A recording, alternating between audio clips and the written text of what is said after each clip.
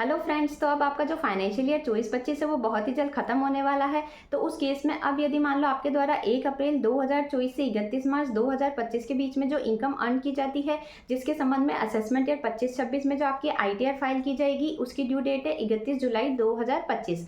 तो अब जैसा कि गवर्नमेंट के द्वारा बजट 2025 में अनाउंस किया गया था कि यदि आपकी 12 लाख रुपए तक की इनकम है तो उस केस में आपको कोई भी टैक्स का पेमेंट नहीं करना है।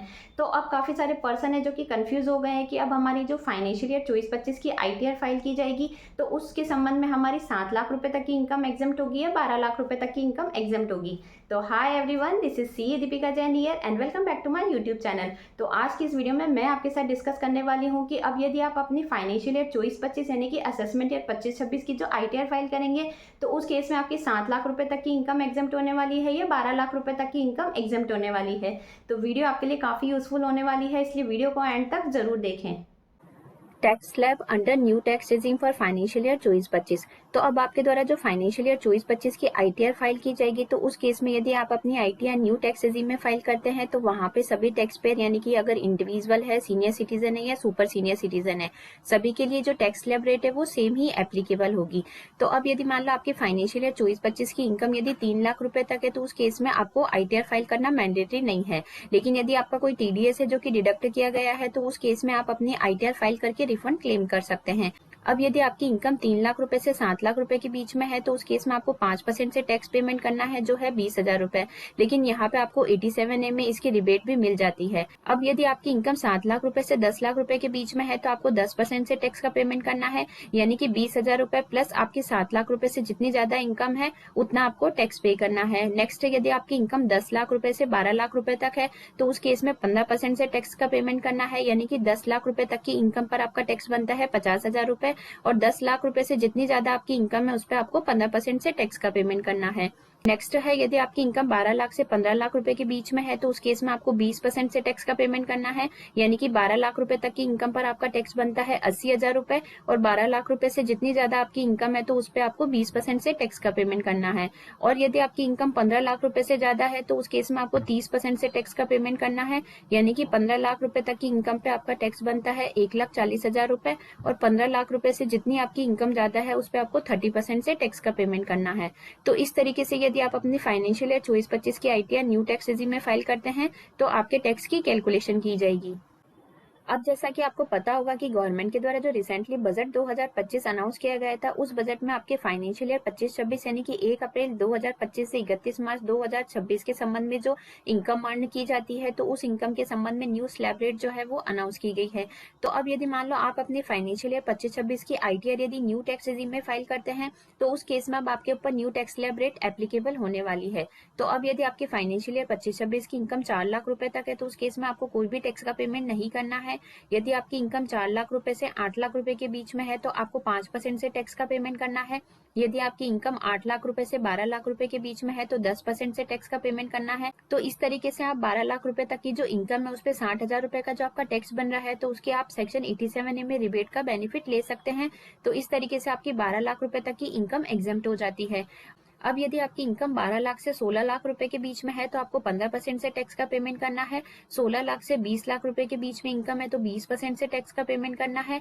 यदि आपकी इनकम 20 लाख से 24 लाख रुपए के बीच में है तो 25% से टैक्स का पेमेंट करना है। और यदि आपकी इनकम 24 लाख रुपए से ज्यादा हो जाती है तो उस केस में आपको 30% से टैक्स का पेमेंट करना है।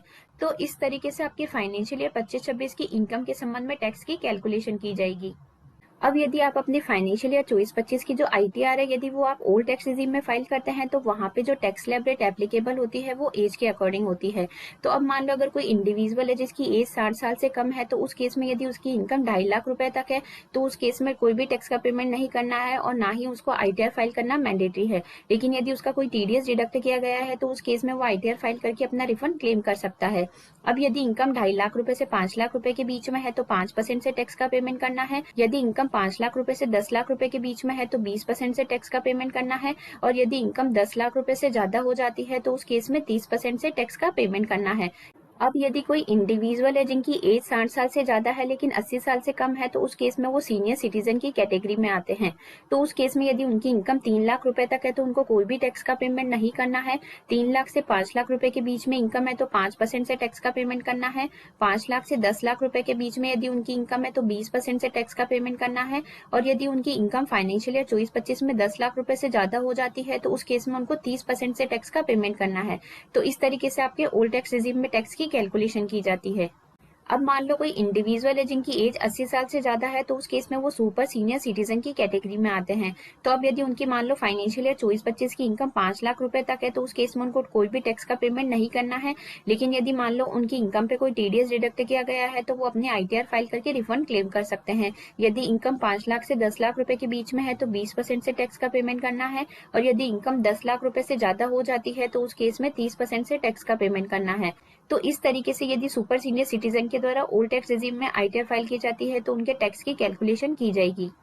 तो अब आपके द्वारा जो अपनी फाइनेंशियल ईयर 24-25 की या फिर फाइनेंशियल ईयर 25-26 की आईटीआर जो है वो यदि न्यू टैक्स रेजिम में फाइल करते हैं या फिर ओल्ड टैक्स रेजिम में फाइल करते हैं तो उस केस में आपके इनकम पे टैक्स की कैलकुलेशन कैसे की जाएगी, इसको हम एक टेबल के साथ समझ लेते हैं। तो अब यदि मान लो आप अपने फाइनेंशियल ईयर 24-25 की आईटीआर फाइल करते हैं तो उस केस में जो आपकी इनकम कंसिडर की जाएगी वो 1 अप्रैल 2024 से 31 मार्च 2025 के बीच में जो आपने इनकम अर्न की है वो कंसिडर की जाएगी। और फाइनेंशियल ईयर 24-25 के लिए आईटीआर फाइलिंग की ड्यू डेट जो है वो आपके लिए 31 जुलाई 2025 है। अब यदि आपकी फाइनेंशियल ईयर 24-25 की इनकम 7 लाख रुपए तक है तो उस केस में आपको कोई भी टैक्स का पेमेंट नहीं करना है। साथ ही यदि मान लो आपको सैलरी या पेंशन की इनकम रिसीव होती है तो उस केस में आपकी 7,75,000 रुपए तक की इनकम एग्जेम्प्ट हो जाती है, यानी कि 75,000 रुपए की फ्लैट डिडक्शन आपको मिल जाती है। लेकिन यदि आपके द्वारा फाइनेंशियल ईयर 25-26 की आईटीआर यदि न्यू टैक्स रेजिम में फाइल की जाती है तो उस केस में जो आपकी इनकम कंसिडर की जाएगी वो 1 अप्रैल 2025 से 31 मार्च 2026 के बीच में जो आपने इनकम अर्न की है वो कंसिडर की जाएगी। और फाइनेंशियल ईयर 25-26 के संबंध में आईटीआर फाइलिंग की जो ड्यू डेट है वो है 31 जुलाई 2026। तो इस तरीके से अब यदि आपकी फाइनेंशियल ईयर 25-26 की इनकम 12 लाख रुपए तक है तो उस केस में आपको कोई भी टैक्स का पेमेंट नहीं करना है। लेकिन यदि मान लो आपको कोई सैलरी या पेंशन की इनकम रिसीव हो रही है तो उस केस में आपकी 12,75,000 रुपए तक की इनकम टैक्स फ्री हो जाती है। साथ ही यदि आपके द्वारा न्यू टैक्स रेजिम में आईटीआर फाइल की जाती है तो वहां पे आपको मार्जिनल रिलीफ का बेनिफिट भी मिल जाता है। यानी कि अगर आपकी फाइनेंशियल ईयर 24-25 की इनकम 7 लाख रुपए से थोड़ी सी भी ज्यादा हो जाती है या फिर फाइनेंशियल ईयर 25-26 की इनकम 12 लाख रुपए से थोड़ी सी भी ज्यादा हो जाती है तो उस केस में जितनी आपकी 7 लाख रुपए या 12 लाख रुपए से एक्स्ट्रा इनकम है तो जितनी एक्स्ट्रा इनकम है उतना ही आपको टैक्स का पेमेंट करना है। साथ ही यहाँ पे आपको सेक्शन 87A की रिबेट का बेनिफिट भी मिल जाता है। तो फाइनेंशियल ईयर 24-25 के संबंध में आप 20,000 रुपए की रिबेट का बेनिफिट ले सकते हैं और फाइनेंशियल ईयर 25-26 की इनकम के संबंध में आप 60,000 रुपए की रिबेट का बेनिफिट ले सकते हैं। लेकिन एक चीज ध्यान रखनी है कि यहाँ पे रिबेट का जो बेनिफिट है वो सिर्फ रेजिडेंट इंडिविजुअल को ही प्रोवाइड किया जाता है, यानी कि अगर कोई एनआरआई है तो वो फिर रिबेट का बेनिफिट नहीं ले सकता है। अब यदि आपके द्वारा अपनी आईटीआर न्यू टैक्स रेजिम में फाइल की जाती है तो आपको यहाँ पे स्पेशल कैटेगरी की इनकम पे रिबेट का बेनिफिट नहीं मिलता है, जैसे कि आपकी जो शेयर मार्केट की इनकम होती है, क्रिप्टो है, वर्चुअल डिजिटल असेट्स है, लॉटरी की इनकम है या आपको ऑनलाइन गेम से कोई भी इनकम होती है तो उस केस में यदि आप न्यू टैक्स रेजिम में आईटीआर फाइल करते हैं तो वहां पे आप स्पेशल कैटेगरी की इनकम पे रिबेट का बेनिफिट नहीं ले सकते हैं। लेकिन यदि मान लो आपके द्वारा अपनी फाइनेंशियल ईयर 24-25 और फाइनेंशियल ईयर 25-26 की आईटीआर यदि ओल्ड टैक्स रेजिम में फाइल की जाती है तो उस केस में आपकी स्लैब रेट जो है वो दोनों फाइनेंशियल ईयर के लिए सेम ही रहने वाली है। यानी कि यहाँ पे ओल्ड टैक्स रेजिम में आपके इनकम पे टैक्स की कैलकुलेशन जो है वो एज के अकॉर्डिंग की जाती है। तो जिन पर्सन की एज 60 साल से कम है तो उनके लिए बेसिक एग्जम्पशन लिमिट 2.5 लाख रुपए की है। जिन पर्सन की एज 60 साल से ज्यादा है लेकिन 80 साल से कम है तो उनके लिए बेसिक एग्जम्पशन लिमिट 3 लाख की है। और जिन पर्सन की एज 80 साल से ज्यादा है तो उनके लिए बेसिक एग्जम्पशन लिमिट 5 लाख रुपए की है। साथ ही यदि मान लो आपको सैलरी या पेंशन की इनकम भी रिसीव होती है तो उस केस में ओल्ड टैक्स रेजिम में आप 50,000 रुपए की स्टैंडर्ड डिडक्शन क्लेम कर सकते हैं।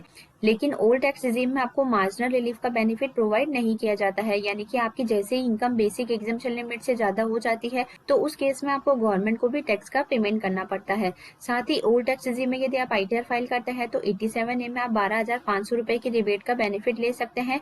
साथ ही यदि आप अपनी आईटीआर ओल्ड टैक्स रेजिम में फाइल करते हैं तो यहाँ पे आपको एक बेनिफिट ये प्रोवाइड किया जाता है कि आप स्पेशल कैटेगरी की इनकम पे रिबेट का जो बेनिफिट है वो ले सकते हैं। तो इस तरीके से न्यू टैक्स रेजिम और ओल्ड टैक्स रेजिम में आपके टैक्स की कैलकुलेशन की जाती है। साथ ही एक चीज़ है जो कि आपको ध्यान रखनी है कि यदि मान लो आपका फाइनेंशियल ईयर 24-25 में जो टैक्स लायबिलिटी है अगर वो 10,000 रुपये से ज़्यादा बनती है और यदि कोई सीनियर सिटीज़न है और उनकी कोई बिजनेस या प्रोफेशन की इनकम है और यदि उन पे भी एडवांस टैक्स पे करने के प्रोविज़न एप्लीकेबल होते हैं, तो उस केस में आप 31 मार्च 2025 से पहले अपने एडवांस टैक्स का पेमेंट जरूर कर दें। और साथ ही एक चीज़ और ध्यान रखनी है कि अब आपके फाइनेंशियल ईयर 24-25 में यदि आप अपनी ITR ओल्ड टैक्स रेजिम में फाइल करना चाहते हैं, तो अभी भी आपके पास टाइम है, आप अपनी टैक्स प्लानिंग करके टैक्स को सेव कर सकते हैं। तो आई होप आज की जो ये वीडियो है वो आपके लिए काफ़ी यूज़फुल रही होगी। वीडियो से अगर किसी तरह की हेल्प मिली हो तो चैनल को लाइक, शेयर एंड सब्सक्राइब करना ना भूलें। मिलते हैं ऐसी किसी नेक्स्ट यूज़फुल वीडियो के साथ, तब तक के लिए बाय बाय।